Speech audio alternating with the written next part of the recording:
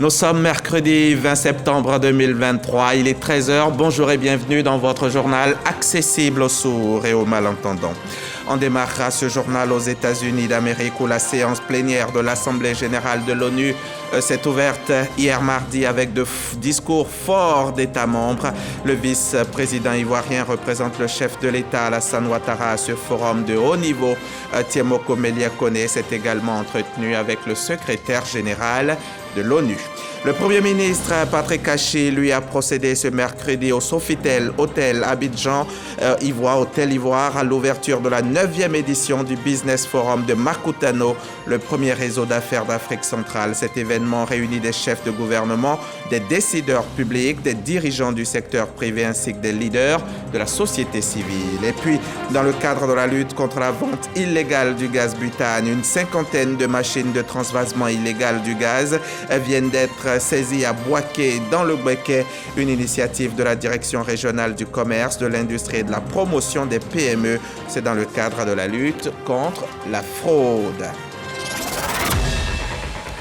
Je vous le disais en titre, la séance plénière de l'Assemblée générale de l'ONU s'est ouverte hier mardi avec des discours forts d'États membres dans un contexte de multiples crises mondiales.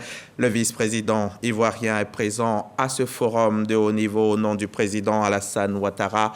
Tiemoko Melia-Kone, vous allez le voir ensuite, s'est également entretenu avec le secrétaire général de l'ONU. Viviane Haïma est notre envoyée spéciale sur place. Le vice-président de la République, Kone Tiemoko Melia, représentait le président de la République Alassane Ouattara au forum politique de haut niveau sur le développement durable qui s'est tenu le lundi 18 septembre dans le cadre de la 78e session ordinaire de l'Assemblée générale des Nations unies. Avec pour thème « Préparer le terrain, ce qui a été fait, les domaines dans lesquels nous sommes à la traîne et ce qui doit être fait ». Les différents intervenants à cette tribune ont tous déploré que les 17 objectifs du développement durable, ODD, fixés pour l'horizon 2030 par l'ONU depuis 2015, n'aient été atteints qu'à 15%. Au nombre de ceux-ci, l'objectif fin zéro, l'éradication de la pauvreté et la lutte contre les changements climatiques. En conséquence, tous les intervenants ont appelé à plus d'engagement et d'actions coordonnées pour sauver la planète et créer davantage d'opportunités pour les jeunes générations, notamment à travers le projet de déclaration politique qui a été adopté, séance tenante. Par ailleurs, le vice-président de la République, Kone Tiemoko Melia, a eu un entretien avec le secrétaire général de l'ONU, Antonio Guterres. L'entretien a permis d'échanger sur des questions d'intérêt commun inscrites sur l'agenda de la 78e session de l'Assemblée générale de l'ONU. Le vice-président a ainsi exposé au secrétaire général de l'ONU la vision et la situation de la Côte d'Ivoire sur les grands enjeux du développement durable. En fin d'après-midi, le vice-président de la République a échangé avec le PDG de ABD Group, John Nevergol. ABD Group est une société américaine d'investissement et de développement de projets. Le vice-président a eu aussi un entretien avec le directeur général de Global Green Growth Institute, Frank Riberman, qui lui a présenté un projet de mobilisation d'au moins 10 milliards de dollars US pour accélérer la qualité de la production agricole face au changement climatique et produire en quantité pour assurer la sécurité alimentaire dans les pays d'Afrique et exporter le surplus vers les pays du Moyen-Orient. Ce mercredi, ici à Abidjan, au Sofitel Hôtel Ivoire, Patrick Achi a procédé à l'ouverture de la 9e édition du Business Forum de Makutano, le premier réseau d'affaires d'Afrique centrale. C'est la toute première fois que l'événement se tient hors de la RDC et c'est Abidjan qui a été choisi pour l'accueillir.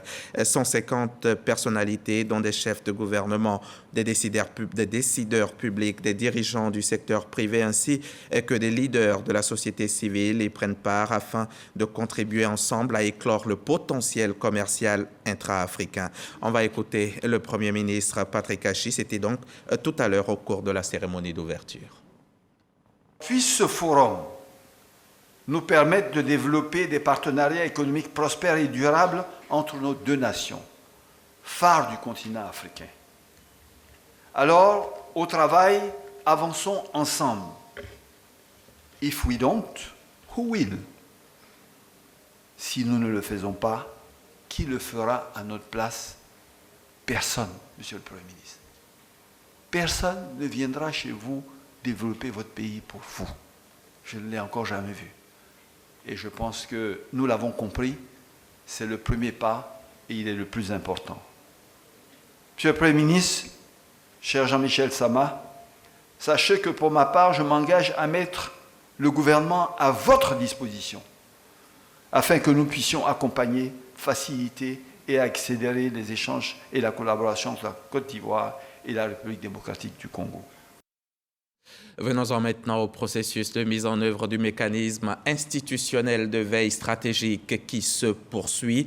Le Bureau national de la prospective et de la veille stratégique vient d'ailleurs procéder à la formation des décideurs locaux sur la veille stratégique et sur l'intelligence économique. Leur mission sera de superviser le processus de collecte d'informations pour une meilleure prise de décision. On en sait plus avec Mahama Traoré. Le mécanisme institutionnel de veille stratégique a pour vocation de suivre et de mettre en œuvre les résultats de la 4e étude nationale prospective adoptée en 2015 par le gouvernement. Depuis Yamoussoukro, ces décideurs locaux voient leur capacité renforcée en veille stratégique et en intelligence économique. Une initiative du Bureau national de la prospective et de la veille stratégique.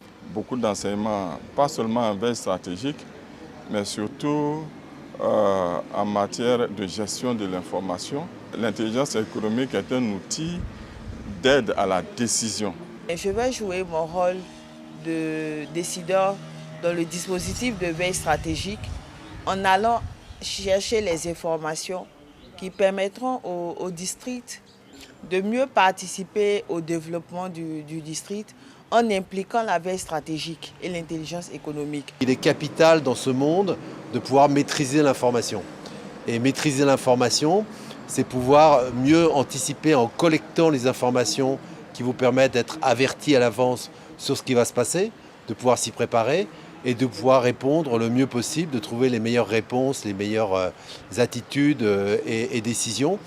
Cette formation des décideurs du mécanisme institutionnel de veille stratégique intervient après celle des veilleurs et des curateurs. Le gaz butane est plus lourd que l'air et peut se propager au niveau du sol. Il peut s'accumuler en partie basse, provoquant un appauvrissement en oxygène. L'inflammation à distance est possible. Les risques d'incendie ou d'explosion sont considérables, mais en dépit de ces dangers, il se trouve des petits malins qui s'adonnent au transvasement illégal du gaz, rien que pour faire du profit. Récemment, à Boaké, dans le Béquet, une 50aine de ces machines de transvasement, ces machines de la mort ont été saisies par le ministère du Commerce. À Boaké, la direction régionale du commerce, de l'industrie et des PME de Béquet fait de la lutte contre la vente illégale du gaz butane une préoccupation. Dans cette perspective, une opération menée par les agents de cette direction a permis la saisie d'une 50aine de machines de pompage servant au transvasement illégal de bouteilles de gaz butane par les revendeurs. Opération intervenue après une phase de sensibilisation. Nous avons appelé ces organisations de revendeurs de gaz. On leur a dit de communiquer avec les syndiqués. On leur a donné plus de 2 mois. Ils nous ont fait croire qu'ils étaient tout en train de continuer la sensibilisation. En réalité, c'était une stratégie de ruse et de diversion. Quand nous avons informé le préfet, nous y sommes allés et nous avons constaté que les établissements ouvraient la nuit. Ceux qui ne faisaient plus la journée le faisaient tranquillement, en toute impunité. Et cela ne pouvait pas être acceptable. Nous avons coordonné cette opération avec les agents sur le terrain et nous avons réussi à mettre la main sur la plupart des machines qui faisaient l'objet de transvasement. Pour le directeur régional en charge du commerce dans le Béquet, cette activité illégale comporte des risques. Il y a des problèmes sécuritaires. Lorsqu'on ouvre la bouteille et qu'on le transvase, en général, ils prennent les 6 kilos pour les transvaser dans les 12 kilos. Vous comprenez que les conditions même d'étanchéité ne sont plus respectées. C'est un produit qui est inflammable. Donc c'est un produit qui est susceptible de donner des incendies. Les responsables des consommateurs sont engagés à accompagner le gouvernement ivoirien dans la lutte contre ce phénomène. J'ai ma cuisine qui a pris feu parce que j'ai changé la bouteille en moins de 15 minutes. Quand ma fille a mis le brûleur là-dessus, ça a commencé à prendre feu depuis le bas jusqu'en haut et ça a vraiment brûlé mes affaires dans la cuisine. Vraiment, je lance un appel aux opérateurs qui fassent attention. Nous demandons la participation de ces opérateurs économiques à prendre conscience parce qu'ils oublient qu'eux-mêmes, en dehors de leur activité, ils sont des consommateurs. Nous sommes tous engagés à accompagner le gouvernement pour préserver non seulement la vie des populations et à nous sécuriser. Selon le directeur régional du commerce de Gbeke, tout contrevenant s'expose à une peine d'emprisonnement de 2 mois à 2 ans et d'une amende allant de 100 000 à 100 millions de francs CFA. Fadiga Mamadou invite donc les opérateurs économiques au strict respect de la loi interdisant toute forme de commerce illicite du gaz butane. Il en appelle à la prise de conscience des opérateurs économiques et à la collaboration des consommateurs. Un reportage de Djeneba Ouattara et Corona Soro de la station régionale RTI Bouaké. Heureusement qu'à Bouaké, il y a aussi des événements qui font honneur à la ville. Bientôt, dans quelques semaines seulement, la capitale de Bouaké abritera une semaine commerciale qui va réunir plus de 500 exposants avec des milliers de visiteurs. Un événement de promotion des produits de la région qui sera placé sous le patronage du ministre des Transports, nouveau maire élu de Bouaké, et du ministre du Commerce, de l'Industrie et des PME. Boubacar Silla, Soro Corona, reportage. Du 26 octobre au 4 novembre 2023 se tiendra la semaine commerciale Kwame Konan Nsikan à Bouaké. Un rendez-vous commercial d'échange et de promotion des produits locaux et artisanaux. L'annonce est faite au cours d'une conférence publique à la Chambre régionale du commerce et de l'industrie. Le commissaire général de cette semaine explique les enjeux et invite les commerçants et artisans de la région de Gbeke à participer à cette activité. La semaine commerciale, c'est une période aux commerçants de vendre, d'évacuer tous les stocks dans leurs magasins et renouveler leurs stocks. Donc nous appelons tous les opérateurs économiques, tous les commerçants de Côte d'Ivoire, puisqu'il y a une facilitation maintenant du transport des marchandises.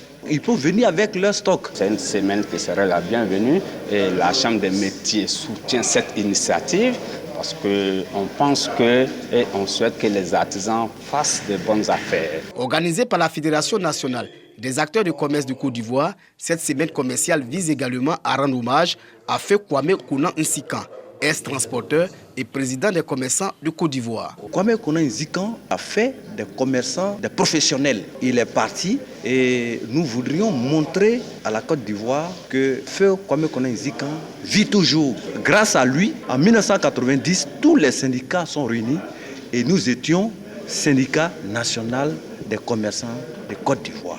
Environ 500 exposants et 6 000 visiteurs sont attendus à cette semaine commerciale à Bouaké.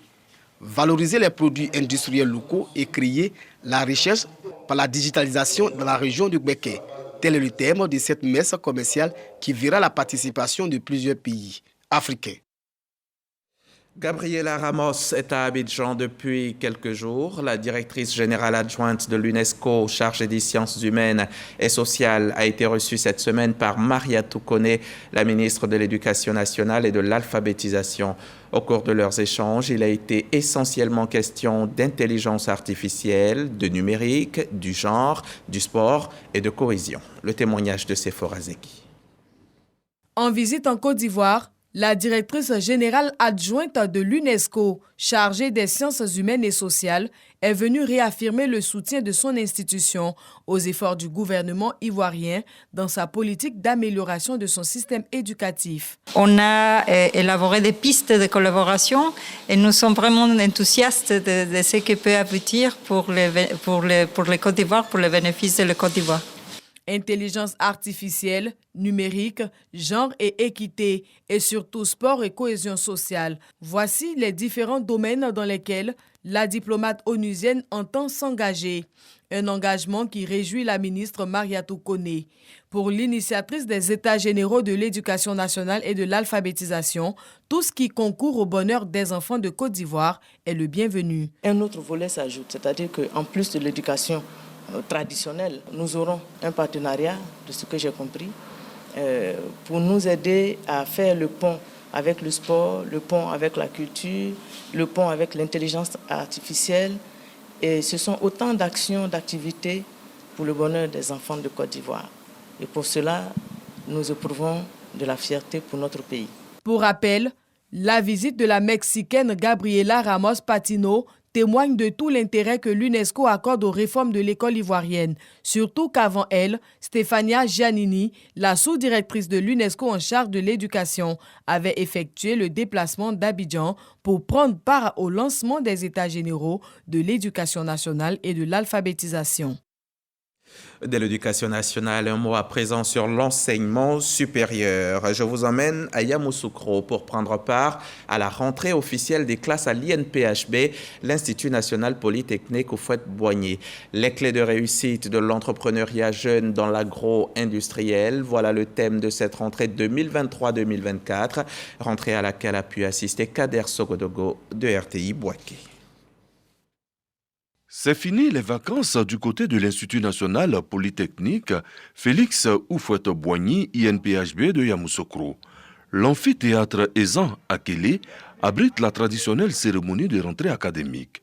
Quête perpétuelle de l'excellence pour la formation de l'élite, avec surtout des ingénieurs et des techniciens de qualité mondiale. L'INPHB veut maintenir le cap. Une école d'excellence impose donc le respect d'un certain nombre de règles, impose le sens du civisme, le respect des règlements intérieurs. C'est pour cela qu'il a plu donc au ministre de l'Enseignement supérieur et de la Recherche scientifique de procéder à la réforme de notre institut et d'instaurer le service civique obligatoire. Un thème pour cette rentrée académique 2023-2024, l'INPHB, les clés de réussite de l'entrepreneuriat jeune dans l'agro-industrie. Il colle bien avec la vision gouvernementale. Le choix du thème s'est fait en vue de redéfinir les processus d'enseignement et d'apprentissage universitaire afin de doter les jeunes de compétences nécessaires, leur donnant ainsi d'autres possibilités de sortie professionnelle. Une cérémonie de rentrée marquée par l'inauguration de l'incubateur de transformation de fèves de cacao.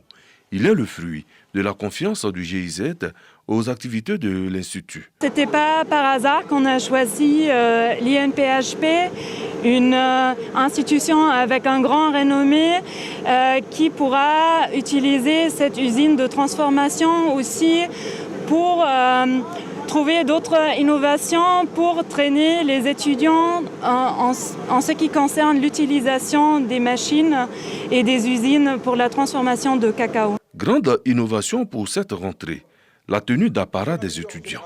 Un partenariat avec le styliste modéliste Cissé Moïse.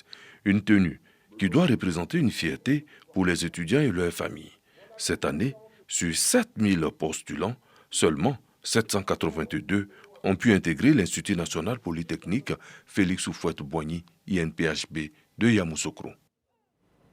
On quitte la capitale politique, on rentre à Abidjan, notre capitale économique, avec Juliette Ouéa. On va faire le tour de la métropole. Notre reporter a visité les communes et quartiers où les garages poussent comme de petits champignons sur la voie publique, rendant difficile la circulation. Vous allez le voir, les automobilistes, les piétons et autres commerçants, eux aussi anarchiquement installés, se bousculent sur nos routes. Nombreux sont les automobilistes dans le district d'Abidjan qui sollicitent les mécaniciens pour l'entretien ou la réparation de leurs véhicules. Ce faisant, ils entendent ainsi dépenser moins. J'ai vu ainsi parce qu'ils sont compétents en un premier temps, et puis ils sont moins chers, puis ils travaillent très bien. C'est pourquoi j'ai vu ainsi. Ça a plus de 15 ans que je suis avec eux. Ils sont honnêtes, ils travaillent bien et puis ils sont rapides. Plusieurs communes du district d'Abidjan font face aux garages anarchiques, notamment Trècheville et Adjamé. Ces garages, installés en pleine rue, n'ont aucune existence légale. Ça me fait pratiquement 20 ans de métier. Nous, sans mentir, nous les mécaniciens qui sont dans la rue, on ne paye pas de taxes à la mairie. On ne veut pas dire qu'on ne gêne pas, on gêne. Nous-mêmes, on cherche un bon site pour pouvoir s'installer. Sinon, on gêne, on sait qu'on gêne. Mais on fait avec quoi? Chaque panne a son prix. Il n'y a pas de prix fixe. Voilà, il y a des véhicules on peut réparer à 40 000, il y a d'autres on peut réparer au-delà, comme un peu en dessous. Et ça dépend aussi de la personne qui est en face de toi. Selon ces problèmes aussi, on peut essayer d'abréger les choses et puis l'aider. Capot grand ouvert, les voitures à réparer sont stationnées sur le trottoir, occupant une partie de la chaussée. Toutes choses qui entravent la circulation des piétons, des cyclistes et autres voitures. Ça peut gêner, surtout que, comme vous constatez, on est quand même à l'intérieur d'un quartier. Et puis surtout, il y a un trafic humain, c'est-à-dire il y a la circulation aussi des hommes. Donc parfois quand c'est la nuit, souvent si vous n'êtes pas attentif, puisque la voie est serrée, donc évidemment que la manœuvre doit être un peu précise. Et puis vous devez aller aussi à une allure qui est assez modérée parce qu'on ne sait jamais. Ça nous empêche beaucoup de faire les manœuvres. Et souvent même ça nous fait faire des accidents, des marches arrière et puis si tu ne fais pas attention, par l'arrière tu peux percuter quelqu'un. Ces trottoirs ou terre-plein transformés en garages à ciel ouvert sont aussi à l'origine d'embouteillages monstres. Pourtant la loi est formelle en Côte d'Ivoire. Le décret numéro 2016-864 du 3 novembre 2016 portant réglementation de l'usage des voies routières ouvertes à la circulation publique, en son article 43, stipule qu'il est interdit de stationner abusivement sur une route. L'article 44 précise également que tout véhicule doit être rangé sur l'accotement de manière à dégager le plus possible la chaussée. On le voit, la loi interdit l'installation d'un garage en pleine rue. Mais comment expliquer ce comportement incivique? Ici, là, sinon, je débrouille. On n'a pas d'autres coins où on peut aller travailler. C'est vrai qu'on travaille dans la rue. On savait qu'il n'y a pas trop de respect. Donc, c'est mollo qu'on se débrouille. Sinon, nous, on sait que ce n'est pas normal. Alors, quelle peine encourent les contrevenants? Que risquent-ils? Selon certaines autorités municipales qui n'ont pas souhaité s'appesantir sur la question, ces mécaniciens de rue font l'objet d'une sanction. Ils reçoivent un procès-verbal d'immobilisation. Les véhicules sont alors saisis, puis mis en fourrière. La sanction consiste également en une amende payable à la mairie. Un reportage signé Juliette Ouéa. Dans le secteur de la santé, ici en Côte d'Ivoire, un tout nouveau projet dénommé Éco-Cancer vient d'être lancé. Un projet qui devra permettre de renforcer les compétences des agents de santé afin de réduire la progression du cancer dans le pays. Lancement fait cette semaine au siège du Programme national de lutte contre le cancer en présence de nos reporters Patricia Kouakou et David Soyo. Pour améliorer la prise en charge des personnes atteintes du cancer, le Programme national de lutte contre le cancer et ses partenaires lancent la plateforme Éco-Cancer. Cette plateforme permettra aux agents et professionnels de santé d'être davantage outillés à faire face aux malades touchés par cette pathologie. Le cancer est un problème de santé publique et nous sommes dans une dynamique d'améliorer les ressources humaines, les compétences des ressources humaines dans les sites périphériques. Et nous savons que la plupart de l'expertise est concentrée à Abidjan. Et nous avons eu l'occasion de ce modèle éco-là, qui est un modèle qui amène la formation du milieu central vers le milieu périphérique. Donc ça nous permet de démocratiser la formation, les compétences pour la prise en charge du cancer. Pour faciliter l'apprentissage des acteurs de la santé, le partenaire technique et financier du projet offre une salle équipée au Programme national de lutte contre le cancer. Pour nous en Côte d'Ivoire, nous avons, depuis quelques années, nous étions un grand partenaire pour le Programme national de lutte contre le cancer et aussi le gouvernement. Donc pour nous, c'était, on peut dire, quelque chose qu'on va continuer à faire. Oui, nous sommes vraiment satisfaits de cette initiative, ce don de laboratoire Roche pour le projet ECO. Le projet ECO est un projet important parce qu'il permet la démocratisation de la prise en charge du cancer et surtout le dialogue transdisciplinaire et la prise en charge des patients à distance. Cela va permettre aux experts d'être en dialogue permanent avec les ressources humaines sur le terrain et permettre ainsi de mieux organiser cette lutte-là. En 2020, selon l'OMS, la Côte d'Ivoire a enregistré 17 300 nouveaux cas de cancer, occasionnant 11 760 décès. Cette plateforme Éco-Cancer sonne comme une solution pour contribuer à réduire considérablement le nombre de décès en Côte d'Ivoire. L'intelligent d'Abidjan, vous connaissez forcément. C'est un groupe de presse ivoirien qui fait son bonhomme de chemin depuis 2 décennies et qui compte parmi les plus crédibles du pays. 20 ans d'existence, vous êtes d'accord que cela se fête et les responsables du groupe ne se sont pas fait du tout prier. L'anniversaire a été célébré en grande pompe en présence de plusieurs journalistes, d'autres organes et plusieurs membres du gouvernement. Angela Diallo et Husser Blei étaient sur place pour RTI. 1 minute de silence en hommage aux personnalités ivoiriennes et journalistes émérites disparus. Après ce moment de recueillement, place aux festivités. Le groupe de presse, l'Intelligent d'Abidjan a 20 ans. 20 années d'existence pendant lesquelles les défis se sont succédés. Je me dis oui, on est satisfait, mais en même temps, on doit mieux faire, on peut mieux faire. Les défis sont nombreux et aussi on n'a pas tout fait comme il fallait.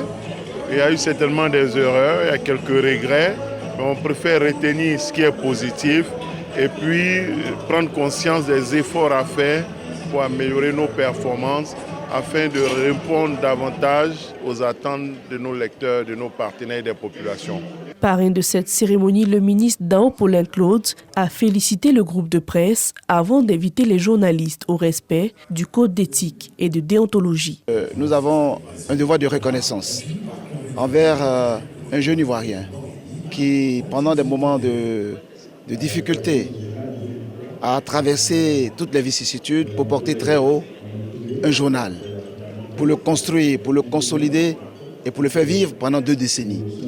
Et pendant ces 2 décennies, nous pouvons dire qu'il a tracé une ligne forte.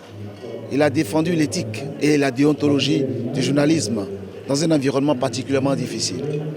Nous sommes donc là pour lui porter témoignage, l'encourager et dire aux jeunes générations de journalistes de s'inspirer de sa bravoure et de sa témérité.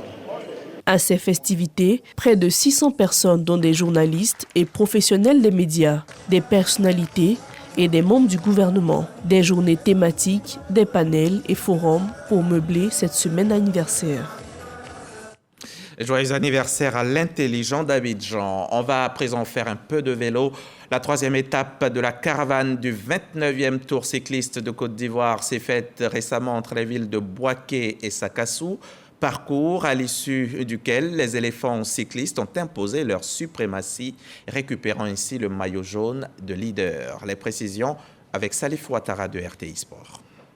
Gonflés à bloc après leur sacre sur la 2e étape, les éléphants cyclistes sont montés en puissance lors de cette 3e étape. Bouaké-Sakassou, course en ligne suivie d'un circuit fermé long de 111 km.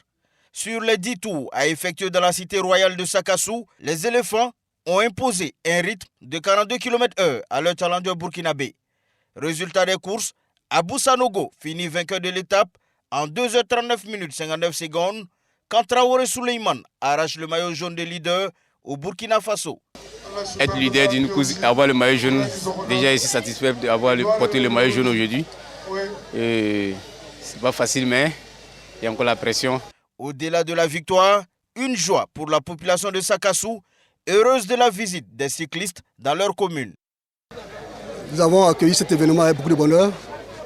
Et en plus de l'accueillir, nous avons été heureux de voir que ce sont des natifs du pays, nos frères ivoiriens, qui ont remporté cette édition, disons cette phase.